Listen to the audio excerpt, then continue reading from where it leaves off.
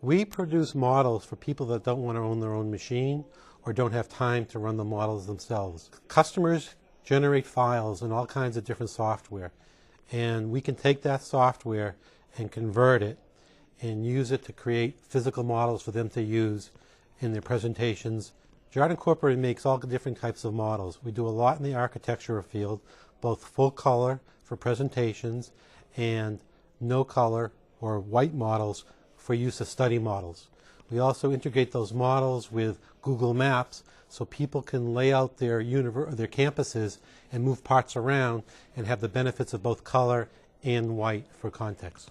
We use the Z Corp 510 printer. It's the only full color, full spectrum type printer that we could find. It is very robust in its color, and people really appreciate seeing it in the vividness of the part. The reason people use color in their models is that it highlights what they're looking for. It's also very realistic. They're not just looking at a white tone or something cut out of white foam or gray cardboard. Some models we even do the definitions of. We can simulate windows in buildings and make seals for like a crest. And people really enjoy the personalization that they get from the models. One of the advantages of 3D printing over traditional architectural modeling is the quick turnaround time. We use the same information that the architecture firms use to create their plans that they use internally.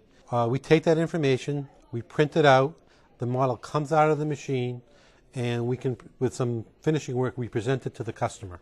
The Z Corp printer was the only one that could do color, and that eliminated a lot of competitors because it no longer became a commodity.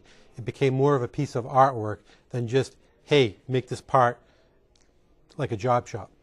The advantages behind the Z Corp machine and the part quality is that the residual parts, when you take the part out, are very easy to remove. You don't have to disassemble anything. You don't have to use any special chemicals.